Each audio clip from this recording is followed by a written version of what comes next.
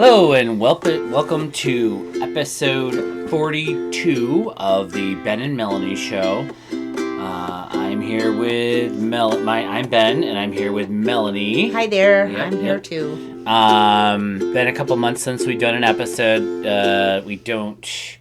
I honestly wasn't sure of the point of even doing an episode in a way, but then I'm like, you know what? I got a day off here. Might as well actually do it. Just so everybody knows, today that the day that we're recording this anyway is Monday, February 17th. We're actually hold on. Sorry there, my computer was just complaining that the storage is full. I'm going to have to move everything back to an external hard drive. Anyway, yeah, so a lot's happened in the past couple months. Obviously, we're about a month in since our new God King has been sworn in, Orange Cheeto Man, and that's ruffled a lot of feathers, including mine. Yep, me too. Yeah. Anyway. Gosh, I forgot. I kind of lost my train of thought there. Mostly though, what my main issue is the not democratic way that things are being handled right now, the undemocratic way in which mass firings are happening at the federal level. I think that's my main concern at the moment. I don't know that most people even are aware of this happening or are concerned with this whatsoever. I think that if you get on Reddit and if you start going into the federal news subreddits, and you start actually communicating with federal workers, that you'll find out quickly that this is a massive problem. They're firing basically every single person in basically every department who's in their probationary periods. It's completely gutting and destroying things like the Forest Service and I don't know, things to do with national parks, things that people don't think about. It's completely upending lives, and it's actually quite tragic, I think. Anyway, that's my main concern, and I think that's the main reason to do this podcast right now. It's just because it's gotten just too out of hand.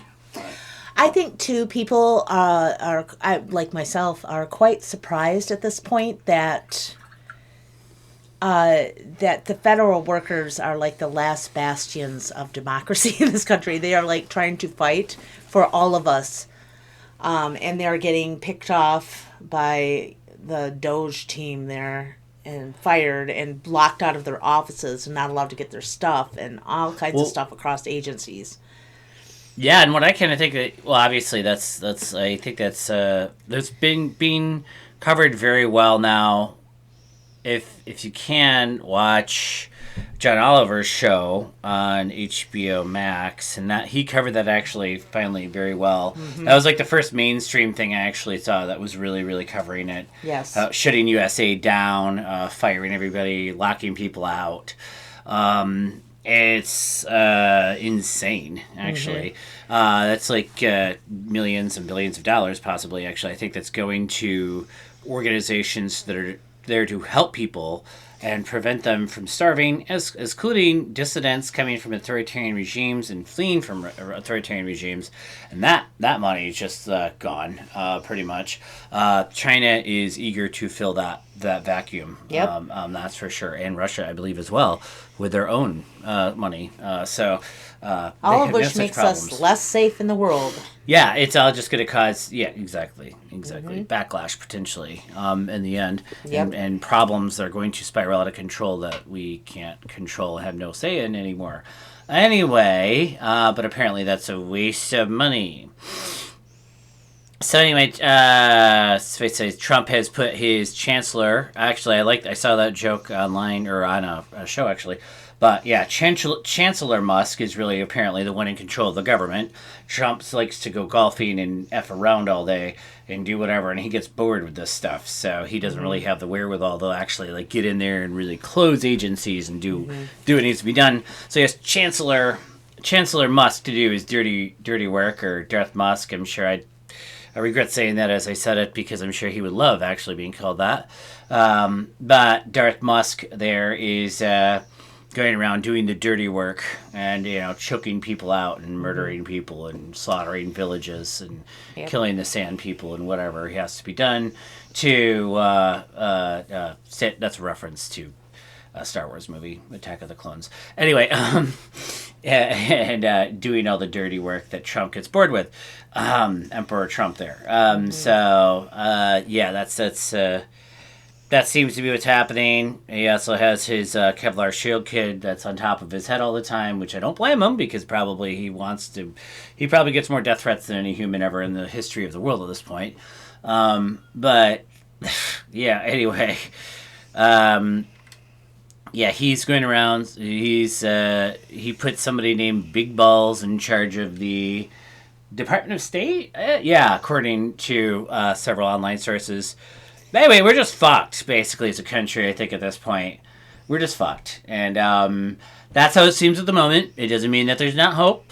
And today is part of the hope. There's big protests happening, apparently, in all 50 state capitals, everywhere, every city hall, everywhere, big protests happening. However, it's really a lot to ask when it's like 9 degrees outside. Yep. At least in the northern part of the country, people to go and protest for hours and hours and hours on end.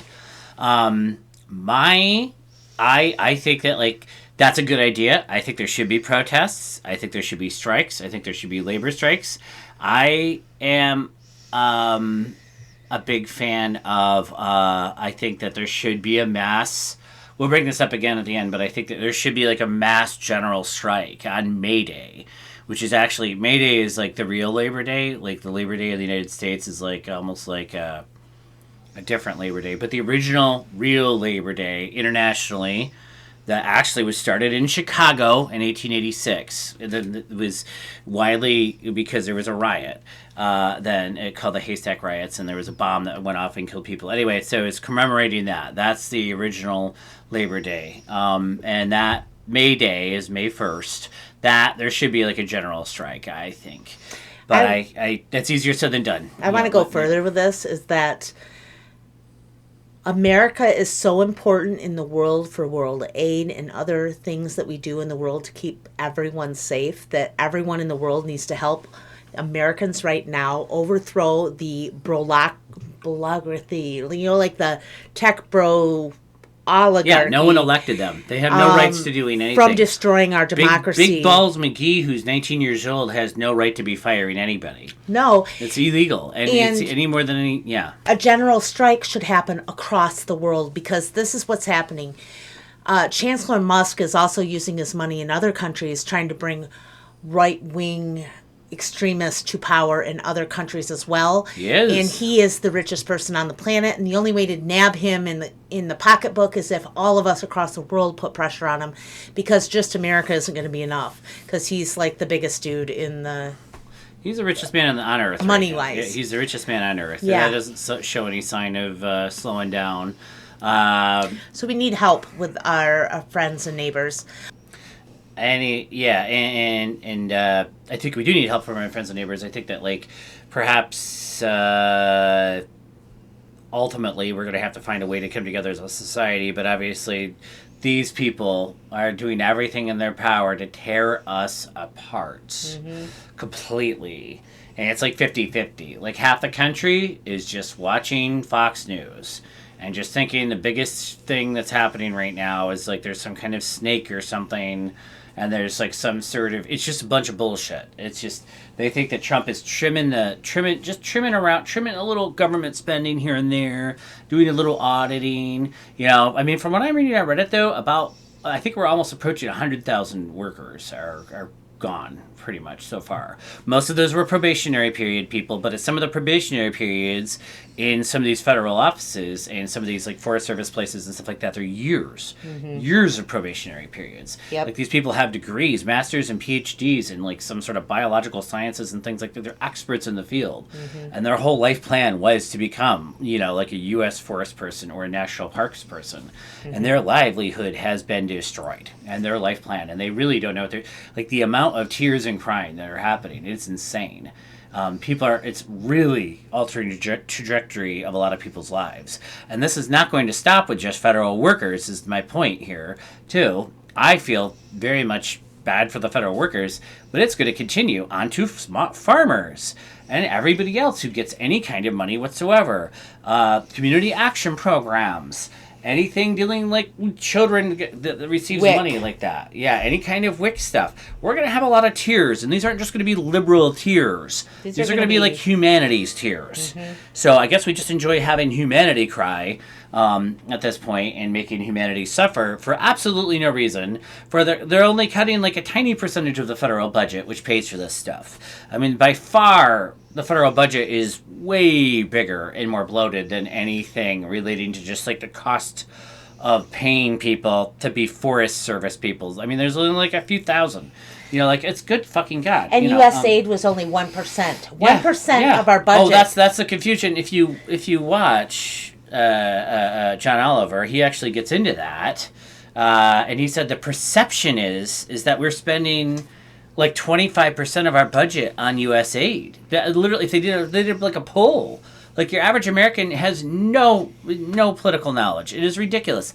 They think that we're literally spending 25% of their budget on supporting other countries, and that they would be okay with spending 10%, when in reality, we're spending 1%. You're right. And that, even like it's not even like one, it's like a percentage of 1%. It's, if that. And it's same thing with welfare and other social services. It is hardly anything. Literally, the money we're paying Musk's companies for SpaceX and Tesla tanks and stuff like that is way more money than we're spending on welfare. Okay. Yeah. And the other thing is people are like, oh, welfare, it's all those other people that get that. Well, guess what? All of that money and all that stuff that goes to WIC and to food stamps is agricultural subsidies. It's not going to affect farmers. It's you're basically doing a double thing. That was there's a bargain there. Mm-hmm. That money gets spent at the grocery store, so then farmers can they also get subsidized to grow the food. People get paid to buy the food. It's keeps everybody it keeps in the business. Cycle going. Yes. Yep. But it keeps So farmers there's no in welfare, business. there's no farms. It keeps everybody going. Yeah. Yeah. So if there's no welfare, there's no farms. You're right there.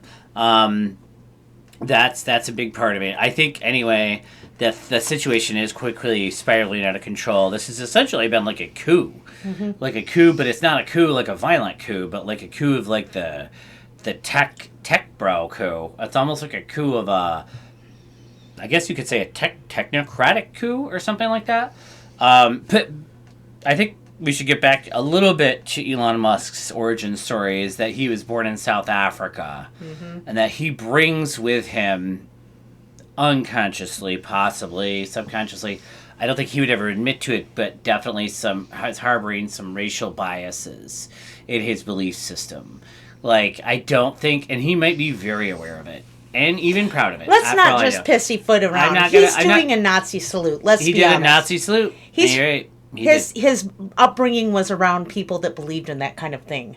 They are pro-apartheid people. That is what we have been finding out, through watching different programs about that. But like that, it does seem like he was brought up around people where the last acceptable place in the world, essentially, to be pro-Nazi is the German parts of Africa that the Germans settled in South Africa and stuff like that. So Afrikaners, basically. And let's go further to let everyone know that some guy named Peter Thiel, who was one of the co-founders of PayPal, is also from South Africa, and J.D. Vance was his pet boy in the tech bro world. PayPal, right? Yep. In the old Silicon Valley. Yep. It's like J.D. Vance, who comes from Ohio, who's a Midwesterner just like us and everything like that. And they made a movie about his life. He's very famous, even outside of politics, just because they made a movie called Hillbilly Elegy, and it's all his thing about how it's all bullshit. Fucking Democrats apparently destroyed the country, but celebrities and Hollywood ate it up. And it's all about how the elites are out of control. But I don't know. I didn't actually watch it because it's all bullshit, I feel like, as well, probably, too. Who's in it? Barbara? No. Glenn Close is in it, I think. Anyway, lots of famous people in it. It was a big movie. But so anyway, that's our JD Vance, our hometown boy here, from the Midwest. I mean, and he He went to Yale, then went to Silicon Valley. They made all these connections in theory with Peter Thiel. He's like their guy, basically. Yep. He is their guy, and yeah, for good or for bad. Now I think he's very likely going to be the next president of the United States. If Trump dies in office or anything happens to him whatsoever, let's say he gets medically incapacitated, has a stroke, falls down the stairs, anything, then we got JD Vance, and he is sure going to like be just down.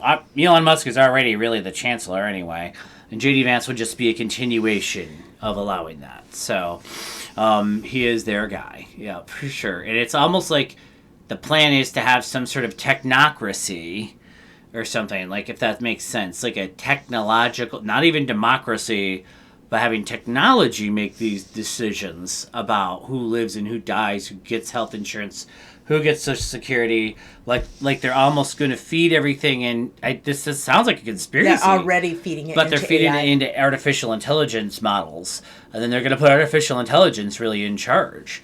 It's almost like that is like almost like a coup of artificial intelligence, actually. And I think Musk's grand plan, and thing. I have not heard this anywhere in the media, so this is me thinking this after reading all of this stuff, is that his plan is to do this in not just our country, but other countries around everywhere in the world. Yeah, really. To then have the world run by AI.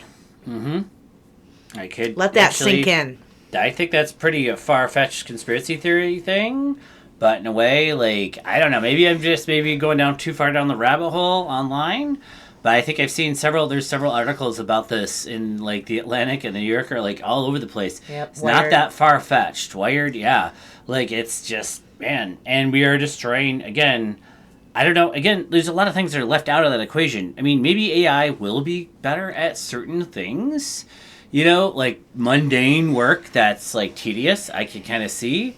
But you can't, and AI ain't going to be like a good Forest Service person. It's not going to be or a good customer service representative. Yeah, you're right. And AI should definitely not be in charge of who lives and who dies. Oh, hell no. Who gets, yeah, we live in a democracy. Who gets to eat and who gets to not, yeah. Who gets jobs. There's going to be inherent biases in that AI algorithm, that were brought there by people like Musk, who are the people who wrote it, right, or hired people to write it, and they're obviously they have their own biases that they don't recognize. That's racism. Yep. Essentially, he wouldn't admit probably to be being that racist, even though he is a bit, but he probably is way more racist than what he admits, and he's bringing those biases into that algorithm. He is literally preferring. Yeah, a eugenicist. Yeah, he literally. Yeah, I know. Like they're bringing back eugenics, which was the early 20th century, late 19th century American theory, actually, that, like, you could, like, breed out all of the races or all this stuff like that and, like, sterilize some people and, like, make a super race. Like, super race. And then the Nazis actually took it from America.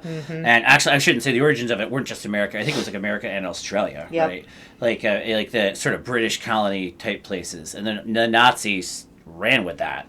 Once they figured out what that was, and they took it way further.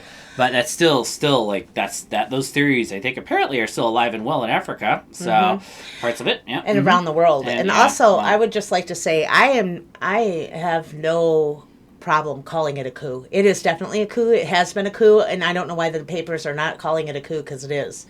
He's already broke several agencies. Well, he's got complete access to all of our data, our medical data, our financial data, our IRS, Social Security, retirement data, all of that, bank statements. He has all the information. You almost can't overreact so much. And you have to realize, though, some of this stuff might be true and some of it might not be true. That's how I have to look at everything with a grain of salt.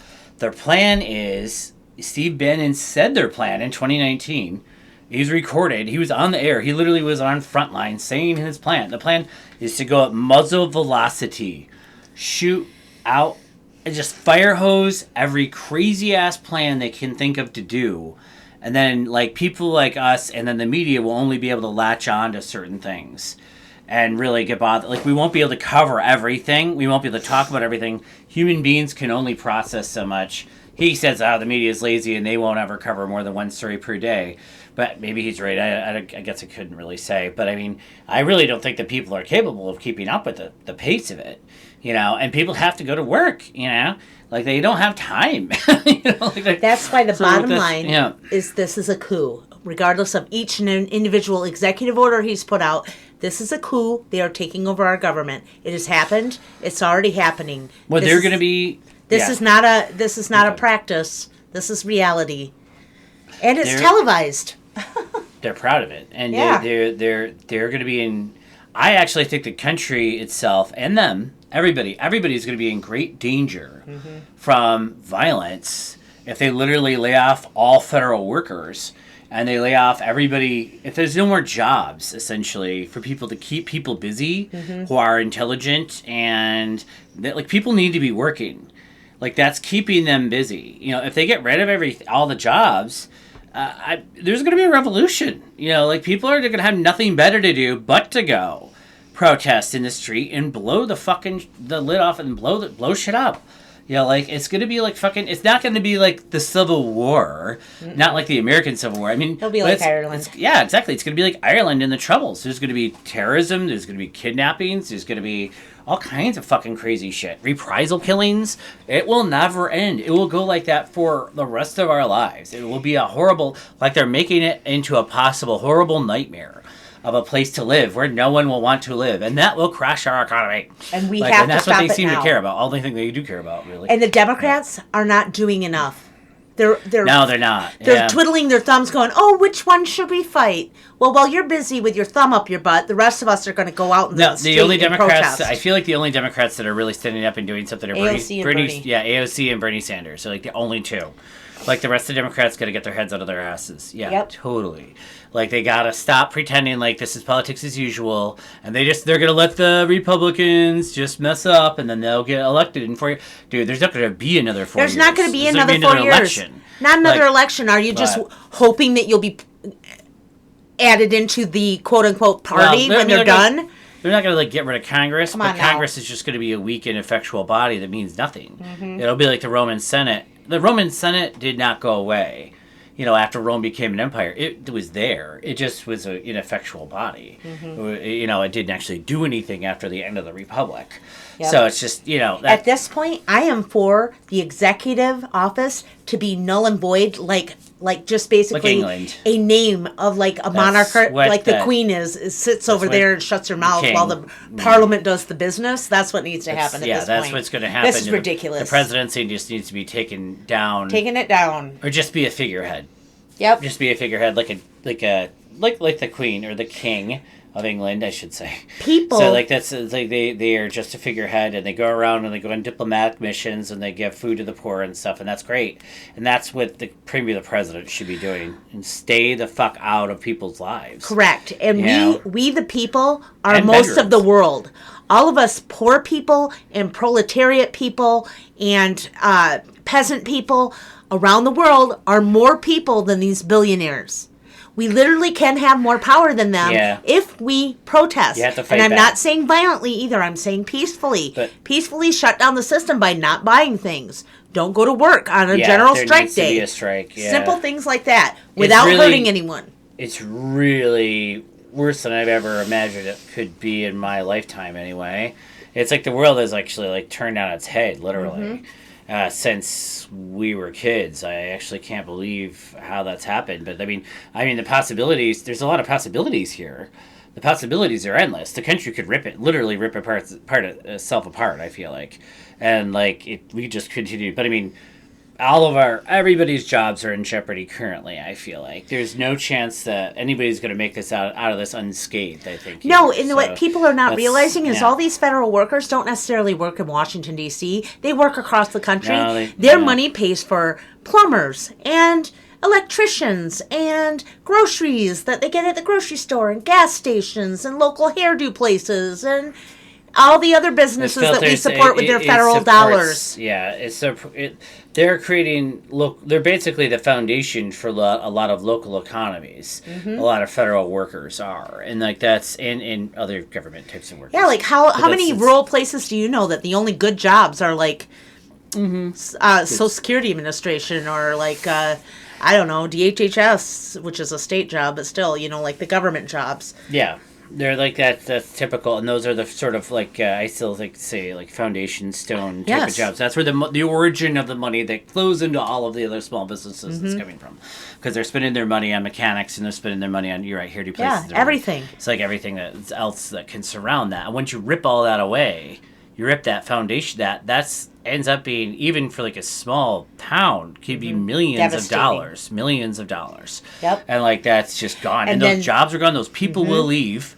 The people will leave. You'll end up like, this is actually kind of, if you look at what happened after the fall of the Soviet Union, if you there's lots of documentaries and things like that you can research online and everything and look it up, but I've actually subscribed to multiple YouTube channels from Russians, but a lot of places really ended up really bad, and it's really sad and tragic. And I don't think the Soviet Union should have fell the same way. I think they should have stayed a country, but just liberalized economically slowly, like China. They should have liberalized economically, but kept their country intact, because it destroyed cities and towns in the far east of Russia, completely destroyed them when those Soviet jobs dried up. Like there was whole towns of engineers and people who really were smart people, like scientists and stuff like that. You know what happens? Like they leave. They left. They leave, and they even, much of the time in those cases, they just left the country. So they took all of their knowledge and wherewithal and everything about engineering and science and everything, and that is gone. That's a brain drain. And then you just got these little tiny towns that are falling apart in the far east of Russia now, that are just horrible places in reality, because they suck, because everybody, not horrible, but kind of way suckier than what they would have been if the intelligentsia class would have actually stayed and kept their money there and kept the funding there. And there's so many benefits for the people in those small villages and towns. And if intelligentsia have to really, leave, really hurt them, and federal workers lose their jobs, guess what else they lose? They lose their homes. Then the tax base is gone. Then the school goes down. Then the police go down. Then the fire departments go down. Then they can't all of this stuff. They can't respond to fires as quickly. Everything. The quality of life gets way, way worse. And the next thing you know, you have organized crime coming in, and they'll fill that gap, and then just everything's kind of really shit, and then you're in a third world country, and then like that. I don't even think it could take that long. I don't want that, and I don't want that either. But that seems to be the we are on a trajectory now. We are for that, and actually that's terrifying. And I really, really, really feel sorry for our kids and grandkids if that's where we're headed, because it seems like this is the biggest giveaway of all time. There's a plan to increase the debt limit to $4 trillion or something by Musk and Trump right now for the biggest tax giveaway of all time. Which is why they're cutting everybody else's money. Yeah, they're going to cut everybody else's tax refunds and everything like that. But they're just going to literally give the richest people in the country like $4 trillion from the federal government. They're just like handing it over. They're stealing it right now and bankrupt the federal government. That's why they're starting with USA. Their eyes are set soon on Pentagon. They're going to start cutting the Pentagon funding. That's the military.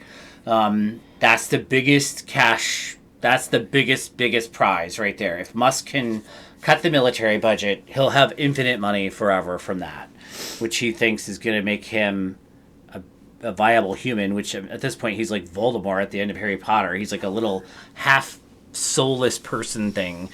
And like he's just like crawling around on the floor. He can't probably even. His soul he has no soul. Nope. But that's I guess we're gonna have. We're gonna have the downfall of our. This is what we're headed towards right now. We're basically we're gonna become a third world country, is what it feels like, in all but name. I mean, of course we'll have nukes, same as Russia. So we'll have the nukes to like blow anybody up who messes with us. But other than that, it's gonna be rough. I feel like we're really in for like an economic depression. We are. Like if you saw pictures of Russia after the fall of the Soviet Union, man, they had like bread lines. It was bad. No food on the grocery store shelves. Everything completely falling apart. Like these policies are going to cause that if they don't. Yep. They need to knock it off right now. And the Democrats need to stop this shit. And I'm kind of mad at the Democrats a little bit too, because I feel like some of them are kind of like happy. They're like, haha, you voted for him. Fuck you. This is what you get. But it's going to destroy everybody's lives. Yep. Like it's just, and not just here. I'm going to make this point again. It's international. America affects the world. We are not on an island by ourselves. We are the peace people. We are the ones that keep peace in the in the world. And if we fall, all hell is going to break loose. Well, it's not that. It's just that there's not going to be Countries will start fighting each other. There's not going to be a power vacuum. There's not going to be a power vacuum. Oh, if we aren't there, China will fill that void. Like, other countries will step up, and they're not going to be nice. No, they're going to be like, "Oh, you're working for us now. We now control the South Pacific. We now Australia, you're playing by our rules.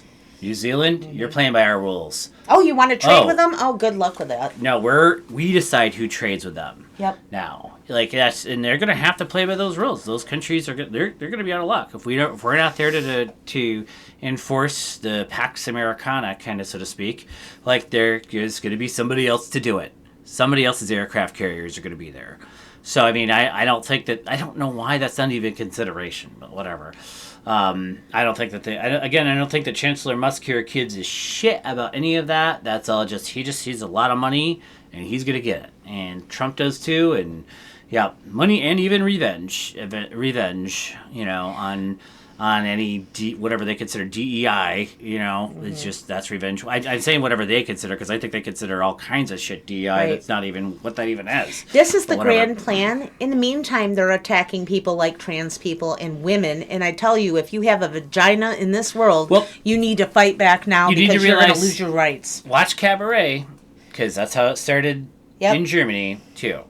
If you watch Cabaret, and it's a very old musical, and I know it's kind of corny by today's standards, probably as musicals go, but like, it is a very, very good one, and then that's a potent message that does last. That'll stick with you if you've seen it, and that's exactly how it started there. They came for those people first, and no one defended them. Yep. And then they moved on to the next group, and the next group. But that's what that's about, basically. Yeah. Yeah. Anyway, so I think that I have been needing to do a podcast for a while, so thank you very much for listening. I needed to get all that off my chest. Sorry, that was just like a half an hour of just straight rage and impassioned. I wish the best of luck to everybody out there protesting today, even though it's like 9 degrees. I'm really happy that at least there's something. That we need some real leadership on the left, though. The left needs leaders. I don't know who those people are or why they never seem to come out. But like, the left, where the hell is a new Martin Luther King? We need, or more somebody Bernie like Sanders too. We need like a younger Bernie Sanders needs somebody to take that over. Take that. He is not getting younger. The man is in his 80s, guys. We need like a new real leader to really kind of direct us, some younger people, some younger blood here, to give us what we need. That's what I'm searching for, and that's what I think we need as a country right now. We need to have a real opposition, a real like socialist opposition party, and that means taking over in this country. That means taking over the Democratic Party from the left, the same as the far right has successfully taken over the Republican Party. The far right has infiltrated and taken over every part of the Republican Party, using Trump, frankly, as their little guy. Bitch boy. Yeah, I think that like the far left needs to do the exact same thing on the Democratic side. The far left, the socialists, need to infiltrate and take over the Democratic Party, even if that means playing ball and pretending to be a centrist or whatever. People need to there needs to be some real leadership on the left, you know what I mean? And I still think if Bernie Sanders could have got the nomination in 2016, we wouldn't be living in a very different world. So I am not a fan of centrist Democrats at this point very much. I mean, I respect Hillary Clinton. I think she's a very good person and well-intentioned person and a hard worker. But I mean, I don't think, though, that she had the popular the votes on her side necessarily during that. But anyway, that's my crazy ass rant. I don't have to keep on going and going and going. But leadership on the left. Feel bad for our brothers and sisters who are federal employees too. Think of them. Let them know that you support them. Let them know that actually John Oliver was even. No, maybe it wasn't John Oliver. He was saying something like that. They need to feel that. Like they need support. They need to see you support them. They need to see like that their jobs mean something. The national parks mean something. God damn it. That is fucking bullshit. Don't wait until your Social Security and disability payments and your Veterans Affairs payments are taken, because it will happen. Yeah. I'm telling you right now, it's coming. Yeah, it is. It's in the plan. So. But don't wait that long, please. Stand up now for your fellow American people who work for you. Federal workers are not the problem. They never have been. They are not the swamp. You're looking at the swamp. His name is Musk. Yeah. His name is Trump. These are the swamp. They're the ones that are stealing your money. Mm-hmm. And don't fall asleep. Don't get overwhelmed. Stay alert. Keep your eyes open and make plans to stand up and say no. Right. We want our democracy. No, you are not taking our country. This is America the beautiful. This is not the America the ugly. We are not cruel people. We are kind. Right. Yep. We can't let this happen. Yep. And I think a lot of people that may have voted for him, if they thought in any world, way, shape, or form a national parks system could be in jeopardy, they wouldn't have. So things like that are like the most American things.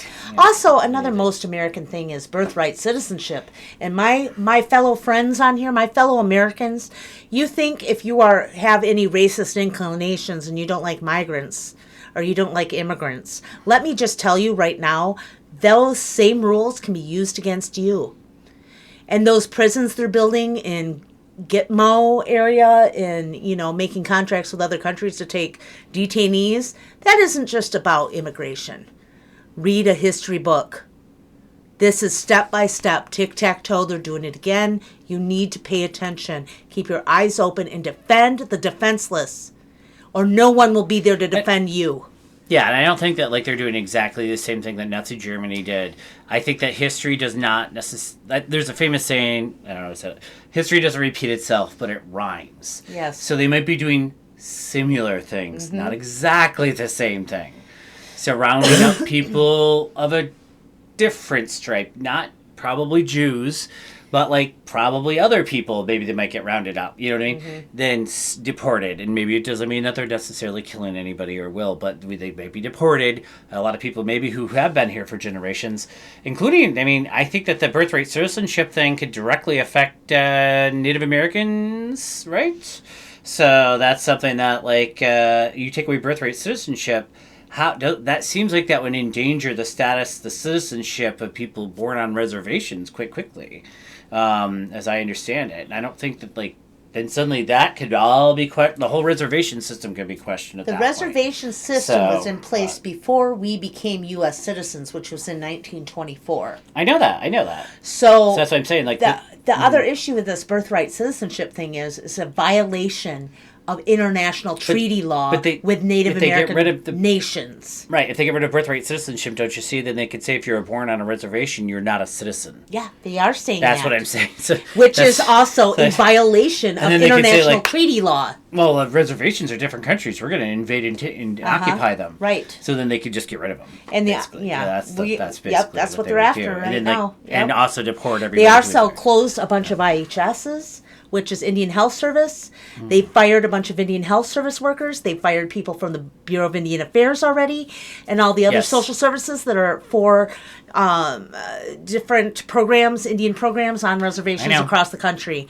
already. Even though that by treaty they're required. They are required. That is take care of this them, is not an what do you want to call it? It's they're not violating every treaty. I know. It's not a same thing they call Social Security entitlement. These aren't entitlements for Native Americans. The reason why they get health care or education or anything else is because they gave the land. The land was the payment. It was prepaid. This is part of a treaty. It is not some kind of entitlement welfare program. It is in payment for the land you are sitting your ass on. Let me just say that. Yeah, and I actually think that there's rumors about another Standing Rock type of situation, another Standing Rock type of protest. But I think that if this happens this time, it has definitely the more potential for violence from both sides. both sides, I think, are very much like more likely to be armed. There's far more liberals at this point than in 2016 or 2018. I think there's way more liberals now that own lots of guns, and that's not good. For either side. I don't think that either side. The private security forces obviously are going to be armed, and I'm really afraid that there's definitely a potential for standoffs and or potential shootings happening in those situations. If they go in there to try to close a reservation down, that's going to be that is bad. An international incident. It will be an international incident. It's not even that's going to be an international incident. I mean, there's going to be a firefight. There's going to be fight. Yes, and I'm saying it's international because you all put the borders across us. We didn't put them there. And the tribes that you attack in this country have tribes also in Canada that will come and help. Since when did Trump care about international incidents? I know, he's a dumbass. He's attacking Canada. Shit. So it's the same difference, I'm though. just saying, there actually will be repercussions. Yes. Like violent ones. Yes. If he goes to do things like that. And I don't think that's something they consider, because then you're suddenly throwing out all of the court. If you're saying the courts have no power, and then I guess it's just, we get the power of the gun. You know what I mean? And that's just a mess for everybody and bad for everybody. Right. He isn't just violating treaties with Indians. He just violated a treaty he made with Mexico and Canada. I know. He doesn't think the rule of law matters to him at all. I know. He is ridiculous. Well, maybe we better stop there. I was going to stop a little bit ago, and I didn't. And maybe we better just take a break and make another episode in a week or two if we can muster up the coherency here to do it. If I can muster up the coherency anyway. Sorry, I'm going off. Yeah. No, I'm just saying, I have a hard time, keeping track of all these stories. Actually, there's so many, and that again is purposeful. It's just to flood everything. Again, I think focusing, like John Oliver did, focusing on federal employees and and obviously all of that. So the last thing we want you to think about is Mayday. Mayday should be the general strike. National general strike, international if we can get it to happen. That's my thought too. Yeah, exactly. Mayday. Yeah. Mayday. Walk off the job and stop the economy. It'll be warm. So thank God. So yeah, if there's a strike on Mayday, that would actually be the best thing, I think too. Just show people show the people in power that. Yep. Yeah, it's bullshit. Yep. So if any of you out there are activists and leading activism, then take that. Put it in your pocket. Yep. Come out, activist leaders. Yep. Need some real activist leaders here, and political leaders, and all of it. So, all right. With that, good luck, everyone. Prayers to you. Good God, stay safe. Yep. Just actually, I think that's the biggest thing. Stay safe and, stay in your own community. Find people you can rely on, as Mr. Rogers would say. In your own neighborhood. Go to the helpers. Yep. Find the helpers and be a helper. I would think. Yep. Help people out. If you see people suffering, if Social Security really starts. Payments that might start not happening. They mess with the Treasury. Some people might get them, some people might not. That old lady down the street, she might not got her payment. Be willing to help her. So I think people really need to watch out for each other now. Especially if we're hitting economic collapse. So. Revolutions are won by neighbors helping neighbors. With that, Bama P. Gawabaman. Yeah, Bama P. Motherfuckers. Thank you for listening.